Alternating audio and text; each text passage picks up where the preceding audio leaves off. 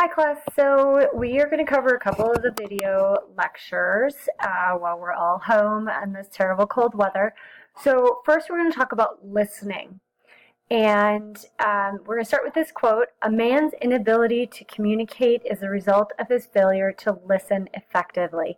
And we really have to keep in mind that listening and speaking go hand in hand. We can't have one without the other, because if you are an amazing speaker, but your audience has really poor listening skills, then you have a problem and your message isn't going to get to them effectively.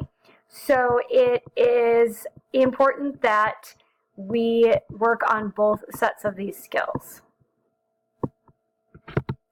So when we're done with this, you should be able to describe the difference between listening and hearing. There's actually a difference.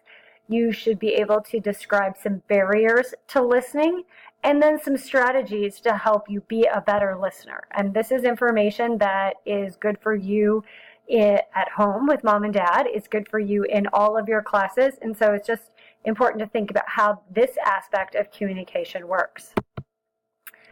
So thinking about you as a listener, when I listen to someone else, I get distracted, listen only to facts, interrupt, assume the other person already knows, prejudge, tune out, ignore nonverbal cues. These are all habits of listeners. And so if you went ahead and gave yourself some points, always, usually, often, rarely, the lower your score, the less effective of a listener you are. The higher your score, the less frequently or never that you participate in those behaviors means you're a better listener. So what is the difference between listening and hearing? So hearing is an involuntary physical response to sound. It's like breathing. You can't not hear things. If your hearing works correctly, if you do not have a hearing impairment of some sort, you cannot physically stop yourself from hearing. However, listening is a consciously, actively engaged process requiring effort. We talked in class about listening in a foreign language and how hard that was. And that's where the conscious thinking and processing and being actively engaged comes in. So we can speak at an average rate of 150 words per minute. Remember, slower is usually better. There's a tipping point, but typically slower speakers are more effective. But we can hear at an average rate of 1,000 words per minute. So what do we do with the extra time? Where is your brain being directed during that time? Is that when you tune out? Is that when you start to daydream and then miss important information? So some terrible listening habits. Declaring the topic uninteresting, or I'll never use this information before the person even has a chance to get into the meat of their speech. Getting hooked on style over substance. He looks convincing, or conversely, he doesn't look convincing, so his message must not be. So judging a speaker on their appearance. Getting the facts instead of just the ideas. Just give me the facts. Just boil it down. And this one's particularly dangerous for today's instant gratification and the accessibility of information, that we want those 144 carat tweets that are just facts, when really to develop an argument or to understand a problem, we need significantly more information than a lot of our media gives us. Outlining mania.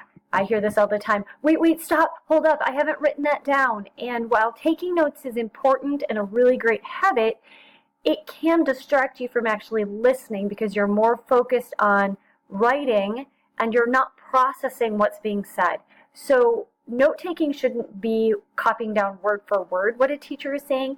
It should be hearing it, processing it, putting it into your own words in your notes, which is the hard thing to learn about note-taking. And then giving up, just surrendering. Oh, it's way over my head, or oh, I'm lost, I can't get it, and not being willing to hang with a speaker and listen through the struggle and having some perseverance and understanding. Faking it, also a very dangerous habit of listening, of just going along, and if you've zoned out, then suddenly zoning back in and automatically agreeing with the speaker. Getting too emotionally involved, either with the topic, either automatically agreeing because you already agree with the topic, or disagreeing because you disagree with the topic, or as your response to the speaker of liking or disliking the speaker, and then that carrying into your interpretation of the topic. Becoming overstimulated by ideas. This is a lot like getting overwhelmed and shutting down. If there's too much and your brain starts connecting dots and you're going too fast, you can actually kind of run off the rails as a listener and get sidetracked in your own head and stop hearing what the speaker is saying and staying with their line of argument because you've jumped tracks and gone to your own line of argument. If you give in to distractions and then interrupt the speaker to come back, and then you saw, it's the infamous squirrel, you heard something in the hall, your friend next to you, your phone buzzed, and you mentally step away from the speaker, and then when you come back, you've missed something important and you realize you are lost. Jumping to conclusions. This is kind of getting ahead of the speaker in the fact that you prejudge, you hear what they say or what you think they're going to say, and you jump to the end of their speech instead of letting it evolve, hearing what they have to say, and letting them present their case and their argument. And this can go on both sides, for and against speakers. You can jump to conclusions thinking you're automatically going to agree with the speaker, and you can jump to conclusions thinking you're automatically going to disagree with a speaker based on something you hear early. So some barriers that get in the way of our effective listening are things like external noise out in the hallway, noise down, next to you, something physically distracting you noise-wise. Internal noise is the stuff in our head. It's those voices like we talked about with anxiety. It's the conversation, the arguing you might be making, or the agreeing you might be making with the speaker. Might also be, I'm hungry, I'm thinking about lunch, I have a test next hour, all those things that go on in our head that can distract our thinking. Bias toward the speaker, again, for or against. We can give speakers a lot of leeway and credit when we like the speaker, and we can forgive a lot of flaws. But if we don't like the speaker, sometimes we jump to a conclusion of not liking their topic and not agreeing with because we don't like the speaker. We see this a little bit in politics, but it happens in speech class depending on the relationship you have with people, and we have to work against that. Emotional reactions, these can be both to topic or language. We all have things that are near and dear to our heart, and we can react very emotionally to those things, and we have to learn to be careful with those and hear people out and forgive them what might be a poor word choice, but their overall argument was strong. Or at the end of the day, we might decide that word choice was unforgivable, but we owe it to them to hear it all the way through. Daydreaming. Teenagers are great with that. Adults are great with that. We tune out, we zone out, we start thinking about lunch or the weekend or the game or the test next hour or our happy place or whatever it is, and we disengage with the speaker. Faking attention, this is how a lot of you get through your education, is you sit forward, you nod when you're supposed to, you give a half smile, but your brain is somewhere else. You are not actively engaged in processing what the speakers are saying. Fatigue, totally real. It affects our ability to listen. If you are so distracted by trying to stay awake, or your brain is running so hard on, I'm so tired, I have to stay awake, oh my gosh, I'm so tired, that's all your brain is doing, and it can't listen and process new information. Already talked a little bit about poor note-taking. If you are ever trying to write down exactly word for word everything a teacher says, it is not actually going to help your listening. And then multitasking, and your guys' biggest thing is your phones, and it's a super high distraction, and it does divert your attention, and you cannot read a text or scroll through your Instagram and listen effectively. You can hear me, you can hear your parents, but you cannot divide your brain and process two sets of information like that at the same time. So how do you get better? And this is a skill that everyone can get better at. You need to be prepared to listen. That means going to class prepared if there's a reading assigned or some preparatory work. So then the speaker, teachers a lot of times, what they say will make sense to you.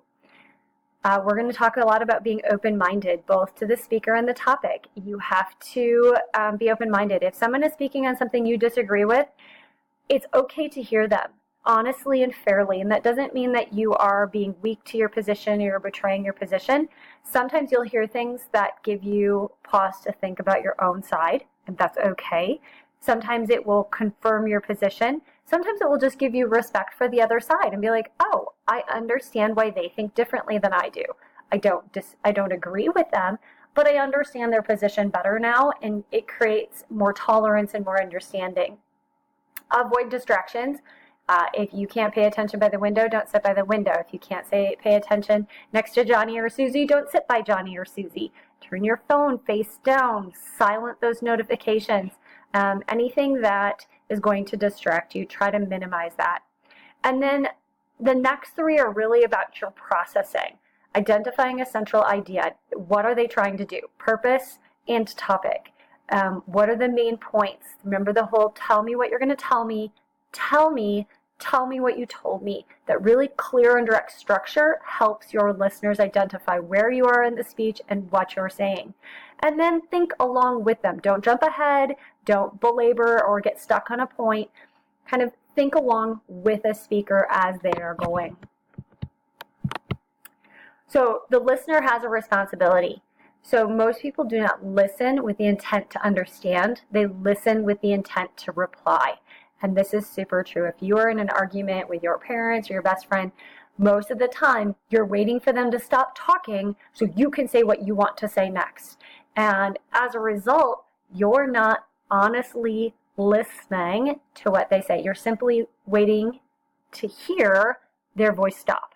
And so really taking a moment to listen during an argument, pause, then formulate your response so that you actually are responding appropriately, not just that thought that pops into your head and you want to be sure to get your point made.